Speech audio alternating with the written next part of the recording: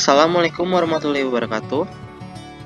Saya perkenalkan, saya Jalis Karim Ahmad dari S4 208 dengan NIM 12021 dari Prodi Sistem Informasi yang akan memenuhi tugas 3 dari mata kuliah DBBI yang berupa Big Data dan Implementasi di Dunia Industri. Sebelumnya akan ada pendahuluan yang akan menjelaskan beberapa 3 faktor, yaitu apa itu Big Data, sejarahnya, dan 3 V. Big Data sendiri adalah istilah yang menggambarkan volume besar data, baik terstruktur maupun tidak terstruktur, yang memanjiri bisnis sehari-hari. Namun bukan jumlah data yang penting, apa yang dilakukan organisasi itu sendiri yang penting. Dengan data itulah, Big Data dapat dianalisis demi pemahaman yang mengarah kepada keputusan dan gerakan bisnis strategis yang lebih baik. Lalu kita akan berpindah kepada sejarah Big Data itu sendiri. Istilah Big Data mengacu pada data yang sangat besar, cepat, atau kompleks, sehingga sulit atau tidak mungkin diproses menggunakan metode tradisional. Tindakan mengakses dan menyimpan sejumlah besar informasi untuk analitik sudah ada sejak lama. Namun, proses Big Data mendapatkan momentum di awal tahun 2000-an.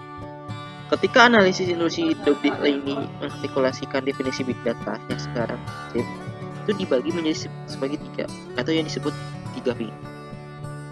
Yang pertama sendiri itu adalah ada volume. Volume itu adalah organisasi yang mengumpulkan data dari berbagai sumber, termasuk transaksi bisnis, perangkat pintar, yang atau disebut IoT, peralatan industri, video, maupun media sosial, dan banyak lagi. Di masa lalu, penyimpan akan menjadi masalah. Tetapi penyimpanan yang lebih murah pada platform yang seperti Danau Data atau Handbook telah meringankan beban. Lalu kita akan pindah kepada Velocity.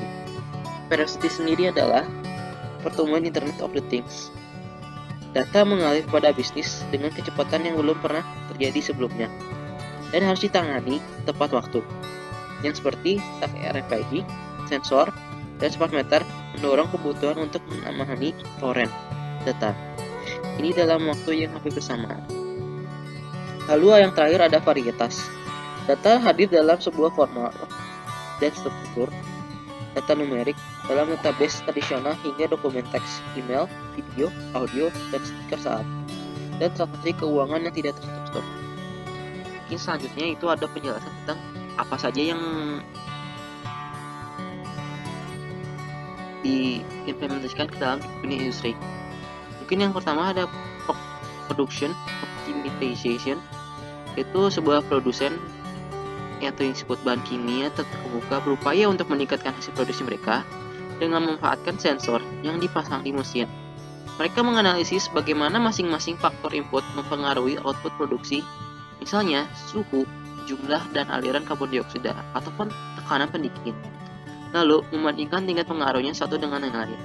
Hasilnya, mereka menemukan bahwa laju aliran karbon dioksida sangat mempengaruhi hasil produksi, dan dengan sedikit mengubah parameter mesin, mereka dapat mencapai penurunan signifikan pada limbah bahan baku sebesar 20% dan biaya energi sebesar 15%, dan secara signifikan meningkatkan hasil produksi.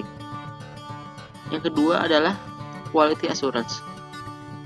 Pada awal tahun 2014, BMW menggunakan Big Data untuk mendeteksi kelemahan dalam prototipe mobil terbaru mereka. Lalu, datanya dikumpulkan dari sensor yang dipasang pada prototipe yang diuji, dan juga di mobil yang sudah digunakan. Dengan menggunakan Big Data, BMW menganalisa kelemahan dan pola kesalahan yang timbul pada kedua mobil. Hal ini memungkinkan pada insinyur untuk menghilangkan potensi kelemahan sebelum prototipe benar-benar diproduksi dan membantu mengurangi penarikan kembali mobil yang sudah digunakan.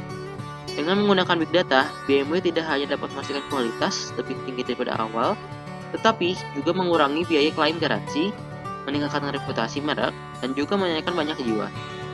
Yang ketiga ada SCM atau Supply Chain Management, itu untuk menghindari biaya tinggi yang berhubungan dengan kegagalan rantai pasok atau supply chain. Suatu perusahaan ingin pastinya mencari solusi yang lebih baik untuk mengelola pengiriman bahan baku. Mereka memutuskan menggunakan data rincian rute pemasok mereka serta data cuaca dan lalu lintas yang disediakan oleh sumber eksternal yang dapat dipercaya untuk mengindikasikan kemungkinan keterlambatan pengiriman. Dengan menggunakan big data, mereka menganalisis, prediktif, dan menghitung kemungkinan penundaan serta kekurangan bahan baku. Berdasarkan perhitungan ini, perusahaan dapat membuat rencana darurat terkait persediaan, dan sekarang mereka dapat menjalankan produksi tanpa gangguan dan tentu saja terhindar dari biaya downtime yang berlebihan.